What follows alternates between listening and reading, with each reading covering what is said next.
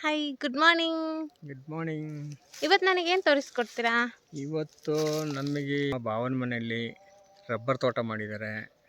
ಆ ರಬ್ಬರ್ ತೋಟದಲ್ಲಿ ರಬ್ಬರ್ ಹಾಲು ತೆಗೆಯೋದಂಗೆ, ರಬ್ಬರ್ ಮರ ಮತ್ತು ರಬ್ಬರ್ ತೋಟದಲ್ಲಿ ರಬ್ಬರ್ ಹಾಲು ತೆಗೆಯೋದಂಗೆ, ಹಾಲು ಹೆಂಗೆ ಕಟ್ ಮಾಡಿ ತೆಗಿತಾವಳೋ ಅದನ್ನು ತೋರಿಸಿ ಕೊಡ್ತೀರಾ? ಕೊಡ್ತೀನಿ. ರಬ್ಬರ್ ಏನಕ್ಕೆ ಯೂಸ್ ಮಾಡ್ತಾರೆ? ಈ ರಬ್ಬರು ಟೈರಿಗೆ ಮತ್ತು ಮ್ಯಾಟು, ಈ ವೇಸ್ಟ್ ಎಲ್ಲ ಮ್ಯಾಟಿಗೆ ಯೂಸ್ ಮಾಡ್ತಾರೆ.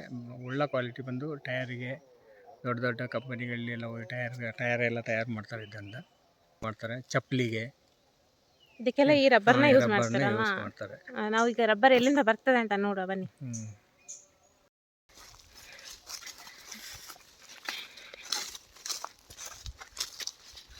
ಇದೆಲ್ಲ ರಬ್ಬರ್ ಮರಗಳೇ.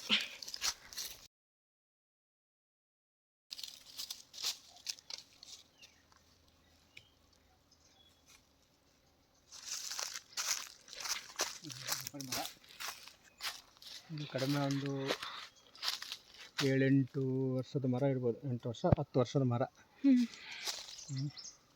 4-5 ವರ್ಷ ಕಳೆದ ಮೇಲೆ ಮೆಲ್ಲ ಹಾಲು ಕೊಡುವಂಥ ಮರ. ಒಂದಿಷ್ಟು ದಪ್ಪ ಆದ ಮೇಲೆ ಹಾಲು ಬರುತ್ತೆ.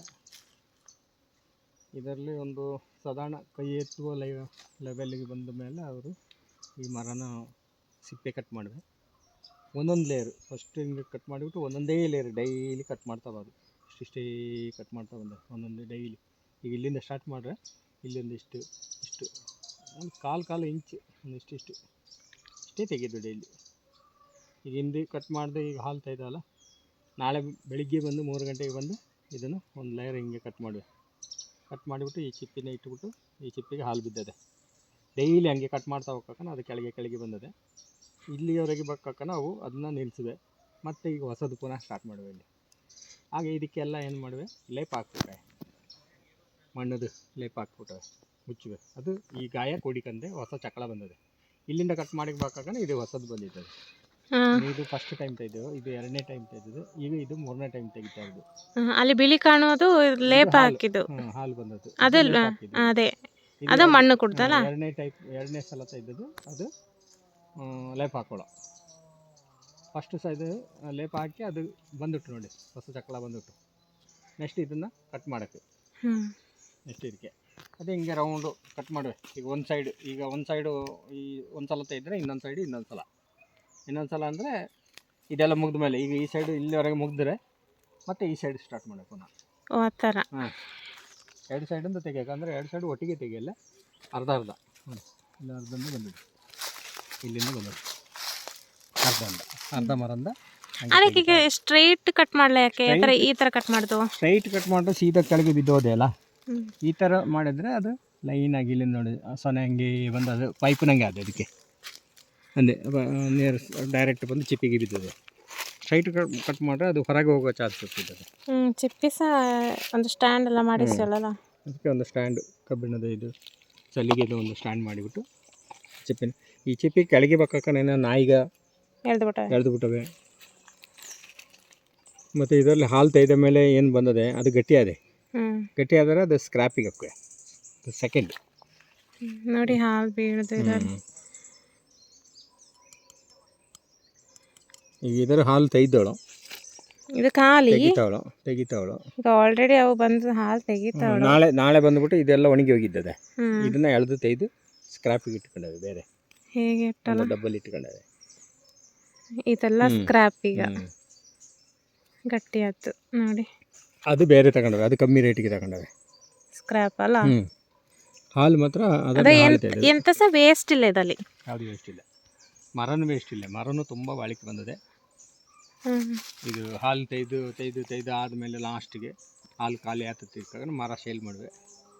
ಮರನೂ ಟಿಂಬರಿಗೆ ಹೋದೆ, ಒಳ್ಳೆ ರೇಟ್ ಸಿಕ್ಕಿದೆ ಮರನು. ಅಲ್ಲಿ ಹಾಲು ತೆಗಿತಾವಳೋ, ಅಲ್ಲಿ ಹಾಲು ಹೆಂಗೆ ತೆಗಿತಾವಳೋ ಅಂತ ನೋಡೋಣ.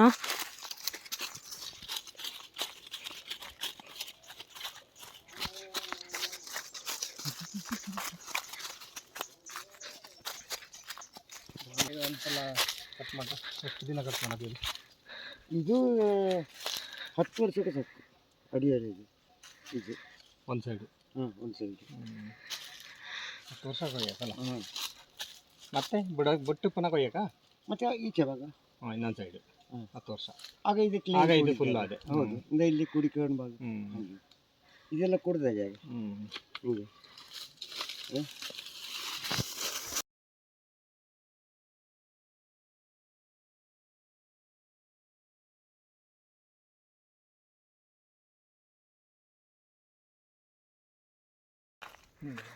ಹಾಲು ನೋಡಿ ಇಷ್ಟು ತುಂಬಿದೆ.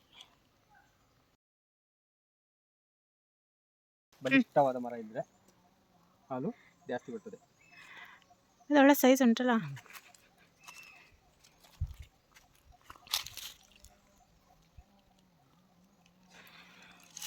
ಬಲಿಷ್ಠ ಮರ ಇದ್ದರೆ ಹಾಲು ಜಾಸ್ತಿ ಬರ್ತದೆ.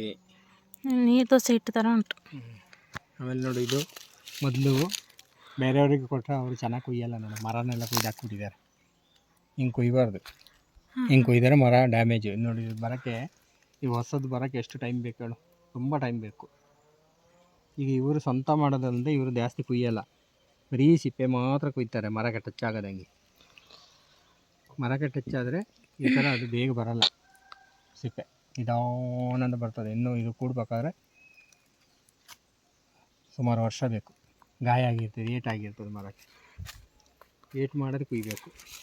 ಈ ಬೇರೆಯವರಿಗೆ ಕೊಟ್ಟರೆ, ಕೆಲಸದವ್ರಿಗೆ ಕೊಟ್ಟರೆ ಅವ್ರು ಏನು ಮಾಡ್ತಾರೆ, ಒಮ್ಮೆಗೆ ಕೊಯ್ದುಬಿಟ್ಟು ಹಾಲು ತೆಗೆದು ತಗೊಂಡೋಗಿ ಕಾಂಟ್ರಾಕ್ಟ್ ಎಲ್ಲ ಕೊಟ್ಬಿಟ್ರೆ ಹಾಲು ತೆಗೆದು ತಗೊಂಡೋಗ್ಬಿಡ್ತಾರೆ. ಅಲ್ಲಿ ಆ ಮರಕ್ಕೆ ಪ್ಲಾಸ್ಟಿಕ್ ಹಾಕಿದ್ದಾರೆ ಯಾಕೆ? ಹೇಳ್ತೀನಿ. ಪ್ಲಾಸ್ಟಿಕ್ ಹಾಕಿದ್ದಾರೆ ಅಂದರೆ ಮಳೆಗಾಲದಲ್ಲಿ ಈ ಥರ ಕೊಯ್ದಾಗ ಅದಕ್ಕೆ ನೀರು ಬೀಳೋದಾಗೆ, ಹಾಲಿಗೆ ನೀರು ಬೀಳೋದಾಗೆ ಪ್ಲಾಸ್ಟಿಕ್ ಕಟ್ಟಿರ್ತಾರೆ. ಇದನ್ನು ಎತ್ತಿಬಿಟ್ಟು ಇಲ್ಲೇ ಕೊಯ್ತಾರೆ. ಸ್ವಲ್ಪ ಕೊಯ್ದುಬಿಟ್ಟು ಈ ಚಿಪ್ಪಿ ಇಲ್ಲೇ ಕಟ್ಟಿರ್ತಾರೆ, ಎಷ್ಟು ಇದರಲ್ಲಿದೆ ಅಷ್ಟರಲ್ಲಿ. ಆಮೇಲೆ ಈ ಥರ ಪ್ಲಾಸ್ಟಿಕ್ ಹಾಕ್ಬಿಡ್ತಾರೆ, ಗಮ್ ಹಾಕಿ ಪ್ಲಾಸ್ಟಿಕ್ ಹಾಕ್ಬಿಡ್ತಾರೆ. ಪ್ಲಾಸ್ಟಿಕ್ ಒಳಗಿಂದ ನೀರು ಸೇರಲ್ಲ ಒಳಗೆ. ಇದು ಎಲ್ಲ ಮರಕ್ಕೆ ಹಾಕ್ಬೇಕು ಮಳೆ ಬಂದಾಗ. ಮಳೆ ಬರೋಕ್ಕೆ ಮುಂಚೆನೇ ಮಾಡಿಬಿಡ್ತಾರೆ ಅದು. ಇದು ಹೋದ ವರ್ಷದ್ದು, ಇನ್ನೂ ತೆಗೆದುಬಿಟ್ಟು ಹೊಸದು ಹಾಕ್ತಾರೆ ಮಳೆಗಾಲದಲ್ಲಿ.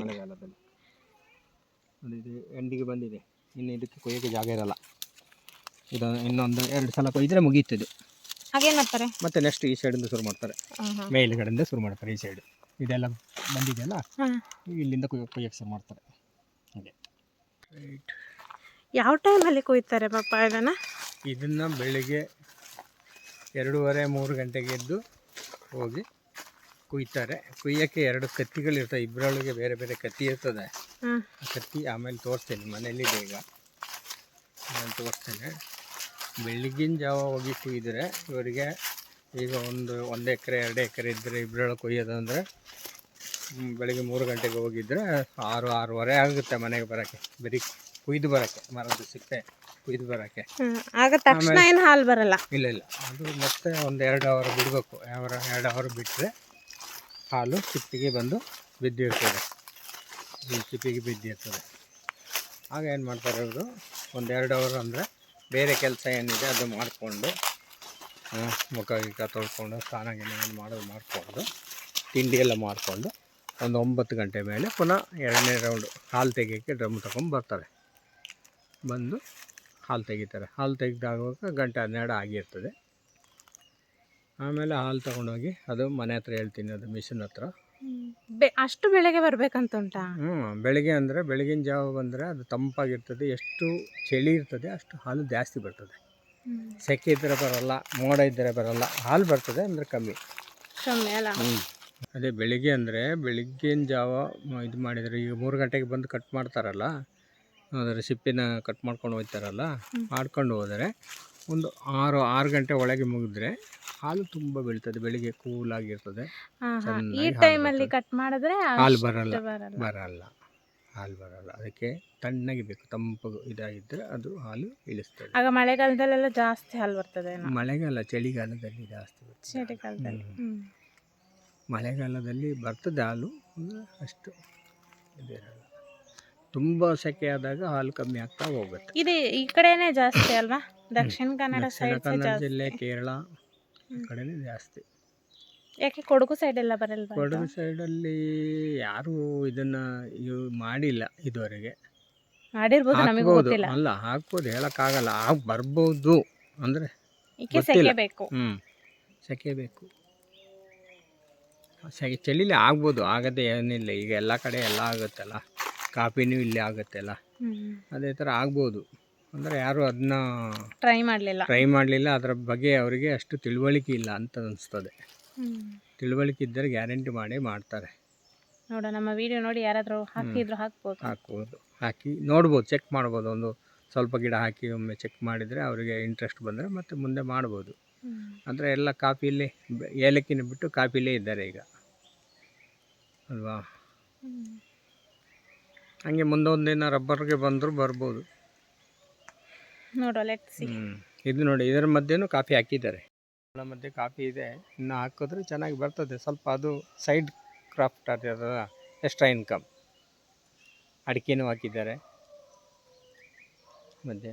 ಕೊಕ್ಕೋ ಕೂಡ ಇದೆ. ಕೊಕ್ಕೋ ಇದೆ, ಇದೆ ತೆಂಗಿನ ಮರಕ್ಕೆ ಅಷ್ಟು ಅನುಕೂಲ ಅಲ್ಲ ಅದು, ಬಟ್ ಇರ್ಲಿ, ಮನೆಗೆ ಉಪಯೋಗ ಆಗೋಷ್ಟು ಅವರಿಗೆ ಸಿಗ್ತದೆ. ತೆಂಗಿನ ಮರದಲ್ಲಿ ಅದು ಯಾಕಂದ್ರೆ ತೆಂಗಿನ ಮರಕ್ಕೆ ತುಂಬ ಓಪನ್ ಏರಿಯಾ ಬೇಕು ಅದಕ್ಕೆ, ತೆಂಗಿನ ಮರ. ಆಗ ಚೆನ್ನಾಗಿ ಬರ್ತದೆ. ಇಲ್ಲ ಅಂದ್ರೆ ಅದು ಮರಗಳ ಮಧ್ಯದಲ್ಲಿ ಆ ಕಡೆ ಈ ಕಡೆ ಹೋಗ್ತಾ ಇರ್ತದೆ, ದಪ್ಪಾಗಿ ಬರಲ್ಲ. ಕಾಫಿ ಅಷ್ಟೇ ಹಾಕ್ಬೋದಾ? ಕಾಫಿ ಮತ್ತೆ ಕೊಕ್ಕೋ ಇವೆಷ್ಟೇ ಇವು ಮಾತ್ರ ಹಾಕ್ಬೋದು.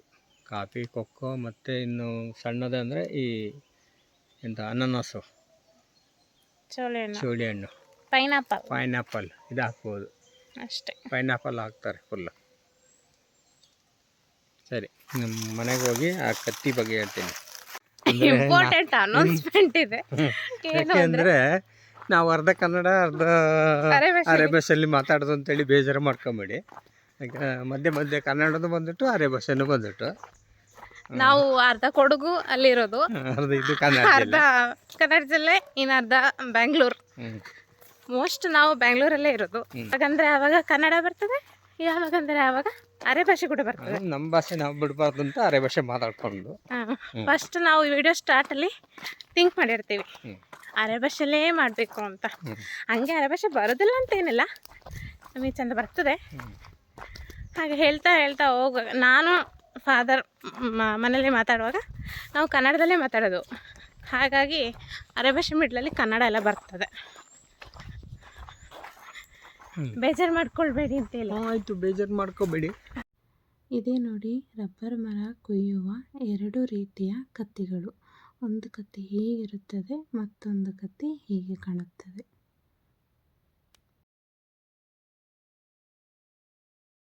ಈ ವಿಡಿಯೋ ಇಷ್ಟ ಆದಲ್ಲಿ ಫಾಲೋ ಮಾಡಿ, ಲೈಕ್ ಮಾಡಿ, ಶೇರ್ ಮಾಡಿ, ಕಮೆಂಟ್ ಮಾಡಿ, ಸಬ್ಸ್ಕ್ರೈಬ್ ಮಾಡೋದು ಮರಿಬೇಡಿ. Thank you.